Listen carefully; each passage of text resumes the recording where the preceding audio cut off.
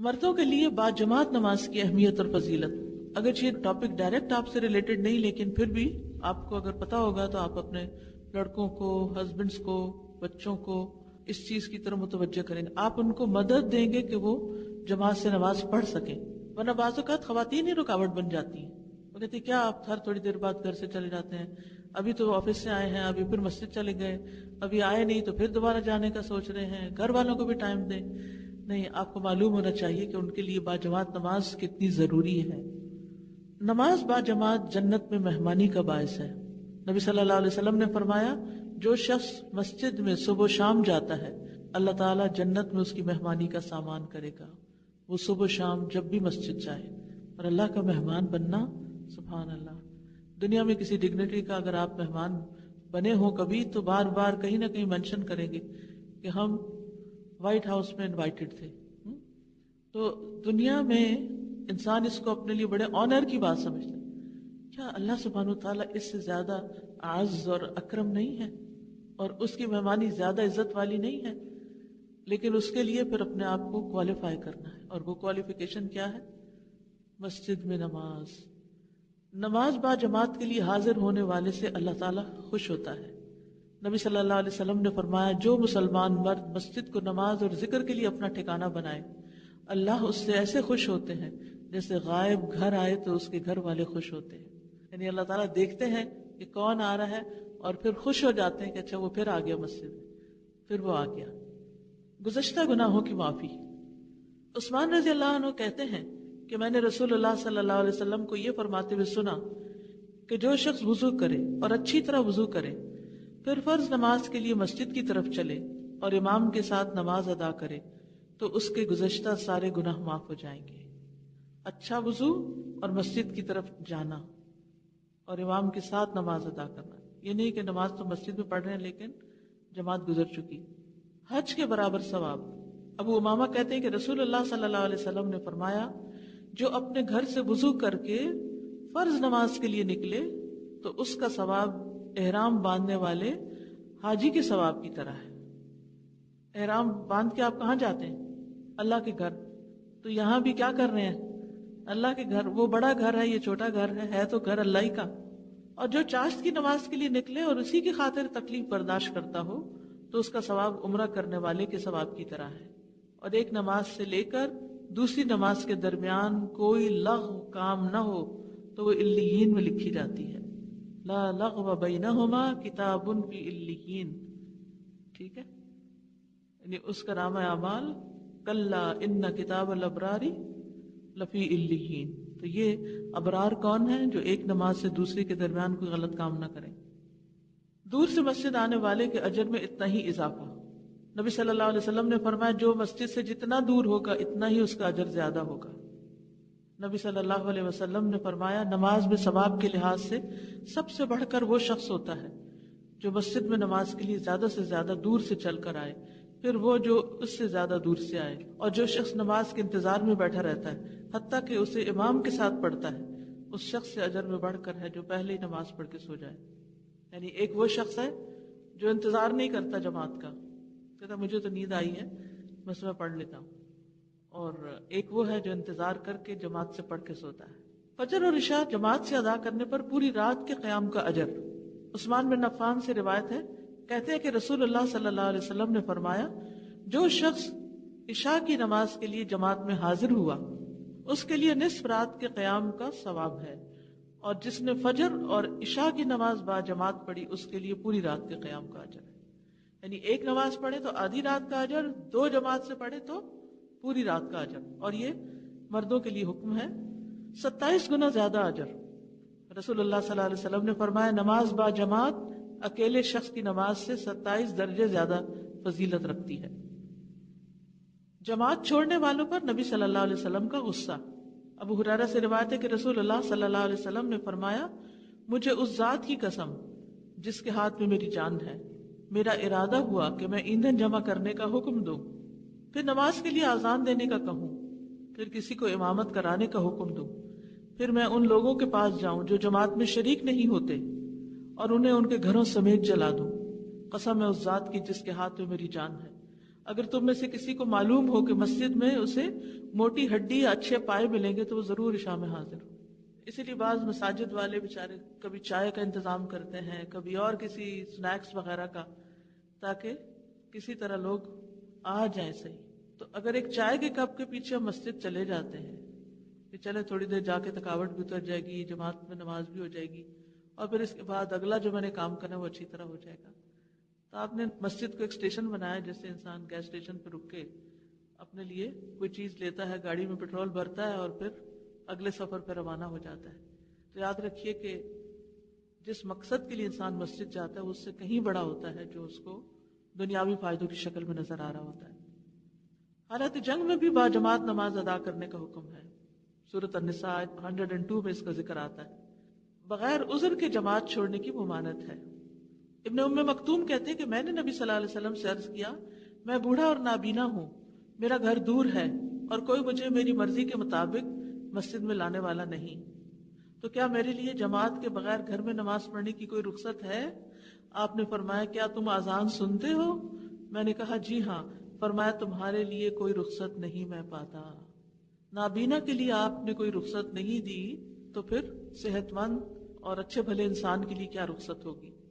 باجماعت نماز نہ پڑھنے والے پر شیطان کا تسلط. رسول اللہ صلی اللہ علیہ وسلم نے فرمایا جس گاؤں یا بستی میں 3 لوگ ہوں اور ان میں نماز باجماعت کا اہتمام نہ ہو تو شیطان ان پہ مسلط ہو جاتا ہے. شیطان جن لوگوں پہ مسلط ہو جائے ان سے کیسے کیسے غلط کام کرائے گا. وہاں قتل و غارت، چوری، ڈاکہ، بدامنی اور بہت سے غلط کام ہوں گے. ابن ماجہ کی روایت میں ہے جو شخص آذان سن کر مسجد میں نہیں آتا اس کی کوئی نماز نہیں سوائے عذر کی صورت میں. یعنی اگر کوئی مجبوری ہے تو اور بات ہے، ورنہ یہ کہ اس کی نماز نہیں، یعنی اس نے نماز کا حق ادا نہیں کیا. کعب بن عجرہ کہتے ہیں کہ ایک نابینا آدمی نبی صلی اللہ علیہ وسلم کے پاس آیا اور کہا اے اللہ کے رسول، میں آذان تو سنتا ہوں لیکن میرے پاس کوئی ایسا رہنما نہیں جو مجھے مسجد لے جائے. آپ نے فرمایا جب تم آذان سنو تو اللہ کے داعی کی پکار پہ لبیک کہو، یعنی کوئی اور نہیں لانے والا، خود آ جاؤ. نابینا آدمی میرا خیال ہے کہ یہ وہی حضرت ابن ام مکتوم ہے. اور عذر سے مراد کیا ہے؟ سنن نبی داؤد کی روایت میں کوئی خوف یا بیماری، کوئی خوف اور راستے میں یا بیماری. باجماعت نماز ادا نہ کرنا منافقت کی کھلی علامت ہے. ابن مسعود کہتے ہیں البتہ تحقیق ہم دیکھتے تھے کہ نماز باجماعت سے ایسا منافق ہی پیچھے رہتا تھا جس کا نفاق معلوم ہوتا ہے. تو یہ تمام احادیث آپ کو گھر کے مردوں کے ساتھ شیئر کرنی ہے تو کیسے شیئر کریں گے؟ کیونکہ اس کا اگر طریقہ ٹھیک نہ آتا ہوا تو کام الٹ ہو جائے گا. جو میں نے سوچا تھا وہ یہ جو نارملی کرتی وہ یہ کہ بجائے سے کہ فٹافٹ حدیثیں پڑھنی شروع کر دوں کہ آج اپنی کلاس میں یہ ساری حدیثیں پڑھی ہیں، جب آج سے آپ کی ہر نماز جیسے مسجد میں اس کا طریقہ یہ ہے کہ جب بھی نماز کا ٹائم ہو اس سے پہلے ان کو بتا دیا جائے کہ بھائی اتنا ٹائم ہے، you have to go to مسجد، اور کوئی ایک حدیث ان کو ایسی بتا دیجیے جو ان کو موٹیویٹ کرے. اور اگر ان تھوڑا سا کوئی دیکھیں کہ ہچکچا رہے ہیں تو پھر ان کو کوئی اس طرح سے بتا دیجیے. ہر روز ایک حدیث شیئر کرنی ہے. آپ یہ بھی کر سکتے ہیں، ایک سیریز بنا لیجئے اپنے فیملی گروپ میں. صرف ڈائریکٹ اپنے ہسبینڈ کو نہیں بھیجیے یا ڈائریکٹ بچوں کو نہیں بھیجیے، کیونکہ وہ پھر اس کو پرسنل لے لیتے ہیں کہ ہم پر چوٹ کی گئی. اور جس سے کو پرسنل لے لیتے ہیں کسی چیز کو تو پھر ضد میں آ جاتے ہیں، تو ضد میں نہ آنے دیں. پھر یہ ہے کہ والد کی نماز کے ذریعے بچوں کا تحفظ، اس سے بھی نماز کی اہمیت کا پتہ چلتا ہے. عظیم صحابی عبداللہ بن مسعود جب رات کو نماز پڑھتے اور ان کا چھوٹا بیٹا سویا ہوتا تو وہ اسے دیکھ کر کہتے من اجلک یا بنیا. بس صرف اتنے لفظ یاد رکھیے، من اجلک یا بنیا، تمہاری وجہ سے اے میرے چھوٹے بیٹے، تمہاری خاطر، پر یور سیک، یعنی میرے اس عمل سے تمہاری حفاظت ہو. ماں باپ بچوں کے لیے کتنے فکر مند ہوتے ہیں، تو بچوں کو اللہ کی حفاظت میں دے، صرف بول کے نہیں، نماز پڑھ کے، نوافل سے.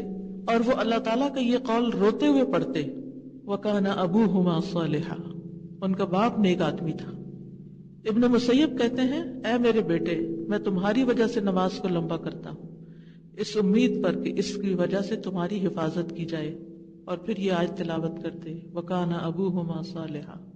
دلیل ان کے پاس یہ تھی، یعنی نماز کی صرف آخرت ہی کا فائدہ نہیں ہے بلکہ دنیا میں بھی فائدہ ہے. اس سے یہ بات بھی پتہ چلتی ہے کہ اگر بچے ستائیں، نافرمانی کریں تو ماں باپ کو اپنے اعمال کا جائزہ لینا چاہیے، اپنی نمازوں کا، باقی چیزیں اپنی نمازوں کا جائزہ لیں. وقت پہ پڑھتے ہیں، پراپر طریقے سے پڑھتے ہیں، صحیح ادا کرتے ہیں. بچوں کو پیش آنے والی مشکلات کا حل بھی اسی میں ہے. کسی شخص کا کہنا ہے جب میں نوافل ادا کرنے سے سست ہو جاتا ہوں تو میں اپنے بیٹوں کو اور دنیا کی مشکلات کو یاد کرتا ہوں، اپنے پرابلمز کو یاد کرتا ہوں اور اللہ تعالیٰ کے اس قول میں غور کرتا ہوں وَكَانَ أَبُوهُمَا صَالِحًا. پھر میں اپنے بچوں پہ ترس کھاتا ہوں اور نوافل پڑھنے میں محنت کرتا ہوں. ہماری ایک بہن نے ایک بڑے کام کی بات ایک دن مجھ سے کی. کہنے لگی کہ آپ غور کریں گی، کیونکہ وہ بھی لوگوں کے بہت مسائل حل کرتی رہتی ہیں اور بہت لوگوں کے ساتھ انٹریکشن ہوتا ہے ان کا. انہوں نے اپنا ایکسپیرینس بتایا کہ میں نے 99% لوگوں میں یہ دیکھا کہ جو لوگ میرے پاس مسائل لے کر آتے ہیں میں ان سے ایک بات پوچھتی ہوں، کیا آپ نماز میں ریگولر ہیں؟ تو وہ کہتے ہیں نہیں. تو میں نے یہ محسوس کیا ہے کہ جن گھروں میں مسائل زیادہ ہیں ان کی ایک بڑی وجہ یہ ہے کہ وہاں اللہ کی شدید نافرمانی ہوتی ہے. جتنی اس نماز کی اہمیت ہے اس کو چھوڑنا اتنا ہی زیادہ نقصان کی بات ہے. تو اللہ سبحانہ و تعالیٰ پھر دنیا میں بھی انسان کو مصیبتوں میں مبتلا کرتا ہے تاکہ وہ پلٹ آئے. تو اس لیے نماز کی پابندی جو ہے اور نماز کو وقت پہ ادا کرنا جو ہے یہ آخرت نہیں دنیا کے مسائل سے بھی نکلنے کا ذریعہ ہے. اور پھر یہ کہ صرف ہماری عورتوں کی نماز پڑھنا ہی کافی نہیں، باپ کی نماز، باپ کو نماز پڑھنے کی عادت ہونی چاہیے اور نماز کو اچھے طریقے سے پڑھنے کی اور مسجد میں پڑھنے کی. کیونکہ ہوتا ہی ہے بچوں کو کوئی تکلیف ہوتی ہے، گھر میں کوئی مسئلہ ہوتا ہے، عورت تو لے بیٹھتی ہے اس کو رونا دھونا شروع کر دیتی ہے، لیکن مرد حضرات اپنی ہی روٹین اپنی ہی ڈگر پر رہتے ہیں، تو ان کو اپنی اصلاح کی ضرورت ہے. پھر ہے بچے اور نماز. بچوں کی نماز کی تلقین کرنی چاہیے، ان کو آگ سے بچانا ہے. سورۃ التحریم میں آتا ہے یا ایھا الذین آمنوا قوا انفسکم واہلیکم نارا، اے لوگو جو ایمان لائے ہو اپنے آپ کو اور اپنے گھر والوں کو آگ سے بچاؤ. انبیاء علیہ السلام کا دنیا سے زیادہ اولاد کی نماز کی فکر، یعنی ان کے رزق، ان کے اور دنیاوی مسائل ہیں ان سب سے بڑھ کر جس بات کی فکر کہ ان کی نماز درست ہو.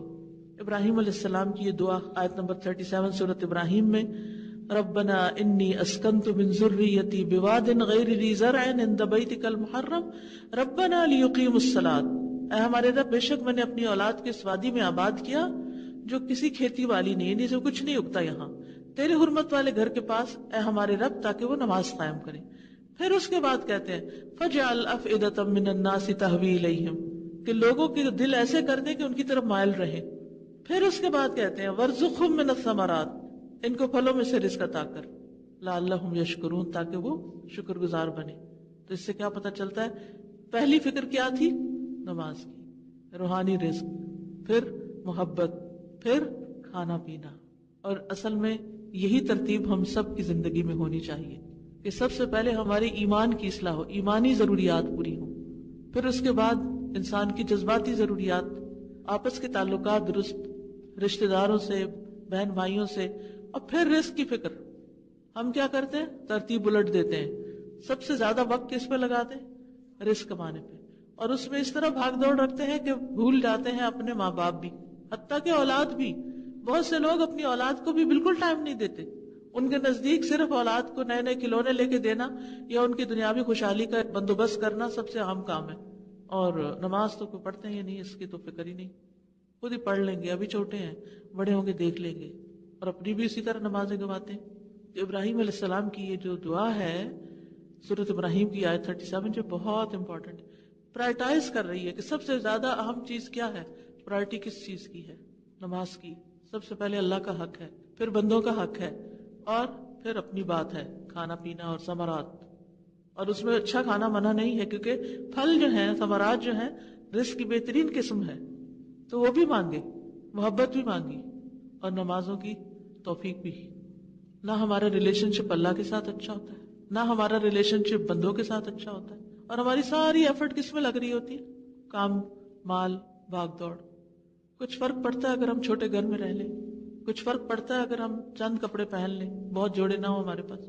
یعنی زیادہ مال ہم کس لیے کماتے ہیں دنیا میں؟ زیادہ لگژری کے لیے، بڑا بننے کے لیے، تفاخر کے لیے. تو اگر اس میں کچھ کمی ہو جائے اور باقی چیزیں ٹھیک ہو جائیں تو کیا یہ نفع کا سودا نہیں؟ اگر آپس کے ریلیشن شپ گھر والوں کے اچھے اور محبتیں ہو ایک دوسرے میں، تو جھونپڑی میں بھی رہتے ہو تو وہ بھی محال نظر آتی ہے. اور اگر بڑا سا گھر لے لیا اور قرضے کی بھرمار کر لی اور ایک نہیں دو جابس کر رہے ہیں اور گھر میں رہنا بھی نصیب نہیں, رہنے کا بھی وقت کوئی نہیں اس میں رہ کے چین بھی نہیں, آپس میں اکٹھے ہوتے تو لڑائیاں ہی کر رہے ہیں, اور رات کو سوتے ہیں تو نیند نہیں آتی کہ اتنا قرضہ کیسے ادا ہوگا. پھر یہ کس کو دھوکہ دے رہے ہیں؟ اپنے آپ کو کہ ہم بڑے خوش ہیں. کس کو دکھانے کے لیے؟ صرف دنیا کو, ایک جھوٹا روب قائم کرنے کے لیے. تو ہماری پرائرٹیز کیا ہونی چاہیے, ہم سب کو سوچنا چاہیے. اور پھر وہی بات دہراؤں گی جو پچھلے ہفتے بتائی تھی کہ اگر نماز درست ہو جائے سب کچھ درست ہو جائے. اگر کسی بھی کام میں نمازیں جا رہی ہیں نا, نمازیں خراب ہو رہی ہیں, تو اس کا مطلب ہے کہ اس پہ ڈبل تھاٹ آنی چاہیے کہ اس کا مجھے کوئی اور الٹرنیٹ ڈھونڈنا ہے, کیونکہ میں نماز کو کمپرومائز نہیں کر سکتا. لیکن اکثر یہی ہوتا ہے, نہیں یہ زیادہ اچھی جاب ہے, چلو کوئی نہیں نمازیں تو جمع بھی کر لیں گے. نہیں, نمازیں کب تک جمع کریں گے؟ کسی مجبوری سے جمع کرنا تو اور بات ہے, لیکن ہیبٹ ہی بنا لینا جمع کرنے کی تو یہ خطرناک علامت ہے. اللہ تعالیٰ نے کسی حکمت کے تحت یہ 5 وقت کی نمازیں رکھی ہیں ہمارے لیے. ایسے بے سوچا سمجھا فیصلہ نہیں اس نے کیا کہ اس نے ہمارے اوپر یہ پابندی لگائی, کیونکہ یہ ہماری ضرورت ہے. اگر ہماری روح کو تسکین نہیں نا, ہمارے اندر چین نہیں, تو نہ کھانے پینے کا مزہ ہے اور نہ کسی پہننے اوڑھنے کا اور نہ کسی بڑے محل میں رہنے کا. تو بچوں کو نماز سکھانی چاہیے جب وہ 7 سال کی عمر میں. پھر نفل نماز کی بھی ترغیب دینی چاہیے. حضرت علی رضی اللہ عنہ سے روایت ہے کہ رسول اللہ صلی اللہ علیہ وسلم رات کے وقت میرے اور فاطمہ کے پاس تشریف لائے اور ہمیں نماز تہجد کے لیے جگایا, پھر اپنے گھر تشریف لے گئے اور کافی دیر تک نماز پڑھتے رہے. تو آپ صلی اللہ علیہ وسلم نے ہماری طرف سے کوئی آہٹ نہ سنی, تو ہماری طرف دوبارہ تشریف لائے, پھر ہمیں جگایا اور فرمایا دونوں اٹھو اور نماز پڑھو, یعنی نوافل کے لیے جگایا. پھر خواہشات کی پیروی سے بچ بچ کے رہنے کی تلقین کرنا. فخلف من بعدهم خلف اضاعوا الصلاة واتبعوا الشهوات فسوف يلقون غيا. پھر ان کے بعد ان کی نالائق اولاد ان کی جانشین بنی جنہوں نے نماز کو ضائع کیا اور اپنی خواہشات کے پیچھے لگ گئے, بس ان قریب وہ جہنم کے گڑھے میں جا پڑیں گے. استغفر اللہ. اب آپ دیکھیے اس آیت کو اگر آپ پچھلی آیت کے ساتھ ملا کے پڑھیں جو حضرت ابراہیم علیہ السلام کی دعا تھی, تو وہاں تو ابراہیم علیہ السلام کا نمونہ نظر آ رہا ہے, اور یہاں فخلف من بعدهم خلف اضاعوا الصلاة واتبعوا الشهوات فسوف يلقون غيا. تو ہم بھی اکثر نماز کب اور کیوں ضائع کرتے ہیں؟ جب ہم خواہشات کے پیچھے لگ جاتے ہیں, خواہشات کھانے پینے کی اور دوسری چیزوں کی. رسول اللہ صلی اللہ علیہ وسلم نے فرمایا بچوں کو نماز پڑھنے کا حکم دو جب وہ 7 سال کے ہو جائیں, اور جب وہ 10 سال کے ہوں تو انہیں مارو, یعنی اس وقت ڈسپلن کرنے کے لیے مار سکتے ہو, اور ان کے بستر آپس میں جدا کر دو. تو یہ نماز نہ پڑھنے پر خاص طور پر بات ہے. تو بچوں کو نماز کا عادی بنانے کے کچھ طریقے پہلے بھی آپ لوگوں کے ساتھ شیئر کیے گئے ہیں. اب یہاں بھی آپ دیکھیے کہ صرف یہ نہیں کہنا کہ نماز پڑھو, بلکہ دعائیں دینی ہیں اور اچھے اچھے جملے بولنے. مثلاً آپ اپنی اولاد سے کہیں نماز پڑھو, اللہ تم سے راضی ہو, نماز اٹھو گے نہ مارو تاکہ اللہ تعالیٰ نماز قبول کر لے, اچھی طرح وضو کرو تاکہ تمہارے سارے گناہ جڑ جائیں, 2 رکعت پڑھو تاکہ اللہ تمہیں کامیابی نصیب کرے. یعنی ایسے جملے بولیں کہ جس سے ان کو نماز کی موٹیویشن ملے. نمبر 2, خود نماز پڑھ کے بچوں کو نماز کی عادت ڈالنا, اچھا رول ماڈل بن. دیکھیے جس چیز کو آپ اہمیت دیں گے نا, خود بخود بچے اس چیز کو امپورٹنس دینے لگیں گے. وہ ماں باپ کو خاموشی سے آبزرو کرتے رہتے ہیں کہ ماں کس بات پہ روتی ہے, کیا چیز اس کی زندگی میں بہت امپورٹنٹ ہے, باپ کس چیز کو زیادہ وقت دیتا ہے, وہ کس کام میں زیادہ لگا رہتا ہے. تو یہ لفظوں کی تبلیغ نہیں, یہ عمل کی تبلیغ ہے. اگر بچہ دیکھ رہا ہے کہ اذان ہوئی اور ماں اٹھ ہی نہیں رہی, لیکن اس کو کہہ رہی ہے جاؤ مسجد, جاؤ نماز پڑھو, کتنا اثر ہوگا پھر. اور اگر وہ دیکھ رہا ہے کہ اذان ہوئی ہے, ماں نے وضو کیا, ماں نماز میں کھڑی ہو گئی ہے, تو آپ کے نماز میں کھڑے ہونے کا اس پہ اثر کیا پڑ رہا ہے؟ خاموشی سے میں نہیں پڑھ رہا, اس کو ایک گلٹ آنے لگے گی. پھر آپ سلام پھیر کے اس کو کہتے تم نے پڑھ لی نماز؟ نہیں میں ابھی جاتا ہوں, ریئیکشن اور ہوگا. پھر اسی طرح دعائیں دیں ان کو, یا اللہ میرے بچے کو ان نماز پڑھنے والوں میں سے بنا دے جو اس سے لذت حاصل کرتے ہیں, یا اللہ میرے بچے کی نماز کو اس کی آنکھوں کی ٹھنڈک بنا دے. ہر وہ چیز جس کا ہمیں مزہ آتا ہے ہم شیئر کرتے ہیں نا بچوں سے, تو بچوں سے شیئر کریں. نماز پڑھنے کے بعد کہ نماز پڑھ کے سکون ہی آ گیا, دل کو قرار آ گیا ہے, ساری تھکاوٹ اتر گئی. یعنی یہ جو فیلنگ ہے نا اچھی نماز کے بعد کی, وہ شیئر کیا کریں. ہم وہ نہیں شیئر کرتے, وہ چیزیں اپنے تک رکھتے ہیں. اور کیا واقعی ایسا نہیں ہوتا؟ آپ یقین کریں کتنی بھی تھکاوٹ ہو, جیسے صبح سے انسان جاگا ہوا ہوتا ہے اور پھر ایک کام دوسرا کام, لیکن ظہر کی نماز ذرا نسبتاً لمبی ہوتی ہے, مڈ ڈے پر پڑھنے کے بعد یوں لگتا ہے ساری تھکاوٹ اتر گئی، فریش ہو کے باہر آئے، پوری ایک آدھے گھنٹے کی ایکسرسائز ہو جاتی ہے. لیکن یہ مزہ کس کو آئے گا؟ اسی کو آئے گا جو ظہر کی نماز کو توجہ سے پڑھے گا، وقت پہ پڑھے گا. چھوٹی سی چیز، ورنہ بعض اوقات بچے ہمیں واچ کر رہے ہوتے کہ ہم نے سلام پھیرا اور فوراً فون چیک کیا، واٹس ایپ دیکھا، جی تو بالکل وہ ڈیفیوز ہو جاتا ہے. ان کو پتا ہوتا ہے کہ نماز میں بھی ان کو یہی دھیان آ رہا تھا اس لیے فوراً چیک کر رہی ہیں. بالکل. تو یہ ہم اپنے عمل سے میسیجز دے رہے ہوتے ہیں. پھر عمدہ الفاظ میں نماز پڑھنے کا کہیے. یہ بچوں کو نماز پڑھنے کے طریقے سکھائے جا رہے ہیں. عمدہ الفاظ میں نماز پڑھنے کا کہیں. یہ کسی نے لکھا کہ جب میں تراویح پڑھنے میں سستی کا شکار ہوتی تو میری والدہ کہتی کہ وقت بہت جلد گزر جاتا ہے، تم اپنا وقت نماز میں گزارو تاکہ اجر بھی حاصل کر لو. یہ اس سے بہتر ہے کہ تم بغیر ثواب کے اپنا وقت گزارو. یعنی یہ آدھا گھنٹہ تو ویسے ہی گزر جانا ہے، اگر نماز میں گزر جائے تو کتنا اچھا ہے. یہ بات بھی جمز میں اپنے پاس لکھ لیجیے گا کہ جب نماز کو دل نہ چاہے یا نماز پہ توجہ نہ ہو تو اپنے آپ سے کہا کریں یہ وقت تو گزر ہی جائے گا، چاہے نماز میں گزاروں یا کسی اور کام میں. پھر نماز کی اہمیت بتانا، اپنی ذمہ داری کا بتانا. یہ کہنا کہ کیا یہ آپ کی نماز ہے یا میری نماز ہے.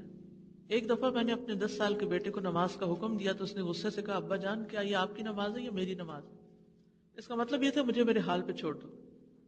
وہ کہتے ہیں کہ میں مسکرایا اور میں نے اس کے غصے کو برداشت کیا اور اس سے کہا جاؤ قرآن لے کر آؤ. اس نے مجھے حیرت سے دیکھا اور بوجھل انداز میں گیا تاکہ وہ مصحف لے آئے. میں نے اس سے مصحف لیا، اس کا شکریہ ادا کیا اور اللہ کا یہ حکم کھولا وَأْمُرْ أَهْلَكَ بِالصَّلَاةِ وَاصْطَبِرْ عَلَيْهَا لَا نَسْأَلُكَ رِزْقًا نَحْنُ نَرْزُقُكَ وَالْعَاقِبَةُ لِلتَّقْوَى. اور اپنے گھر والوں کو نماز کا حکم دو اور اس پر خوب پابند رہو. ہم تم سے کسی رزق کا مطالبہ نہیں کرتے، ہم ہی تمہیں رزق دیں گے اور اچھا انجام تقویٰ کا ہے. میں نے اس کو کہا یہ پڑھو. پھر میں نے اس کے لیے اس کے معنی کی تشریح کی. میں نے اسے نبی صلی اللہ علیہ وسلم کا فرمان بھی سنایا اپنے بچوں کو نماز پڑھنے کا حکم دو. اور میں نے کہا کیا اب آپ کو پتہ چل گیا کہ یہ آپ کی نماز ہے یہ میری نماز. یہ نماز آپ کی ہے لیکن حساب مجھ سے لیا جائے گا. اے میرے بیٹے میں خواہش رکھتا ہوں کہ آپ اپنے والد کو اللہ کے سامنے رسوا نہیں کریں گے. کیا خوبصورت انداز ہے. یہ عربی کی اصل میں ایک کتاب ہے 500 طریقے تجعل ابناءک یعشقون الصلاۃ، جن کو اپنا کے آپ اپنے بچوں کو نماز کا عاشق بنا سکتے. ان میں سے چند ایک طریقے آپ کے سامنے ہیں. ٹھیک ہے.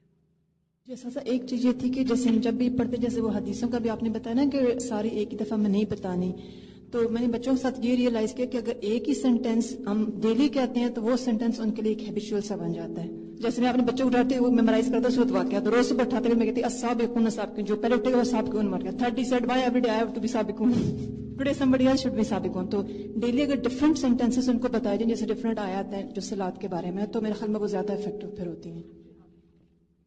استاذہ بچوں کو جیسے باجماعت نماز کے لیے راغب کرنے کے لیے کچھ انسینٹیوز کا دیا جانا کیا درست ہے؟ جیسے مثال کے طور پہ ابھی میں نے ٹرکی کے بارے میں پڑھا کہ وہاں فجر کی نماز پہ جو بچے آتے تھے تو ان کو جو ہے وہ باقاعدہ ایک سیریمنی میں ایوارڈز دیے گئے، ان سارے بچوں کو بائکس دی گئیں اور اس سے اور بچوں کا شوق بڑھا اور بچے مزید آنا شروع ہو گئے.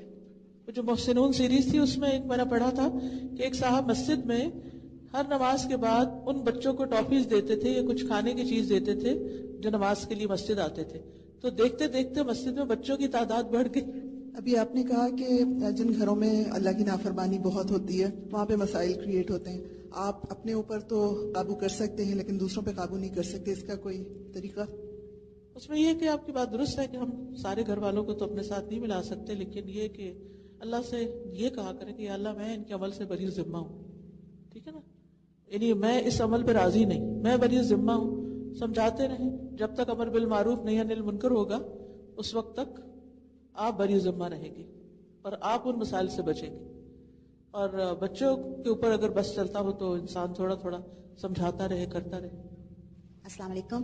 جب بچے چھوٹے ہوتے ہیں، کیونکہ جو بڑے بچے ہیں وہ بعض دفعہ آپ کے اتنے قریب نہیں آتے، تو چھوٹے بچوں کو شروع سے عادت بنا لیں گے جب نماز پڑھیں تو ان کو اپنے اکٹھا کر کے تسبیحات پڑھیں. تو وہ ان کو جب آپ اپنے ساتھ، کیونکہ میری چھوٹی بیٹی وہ گود میں آ کے میرے تسبیح پڑھتی ہے لیٹ کے، تو اس طرح وہ مجھے لگتا ہے کہ وہ زیادہ میرے قریب ہو جاتی ہے.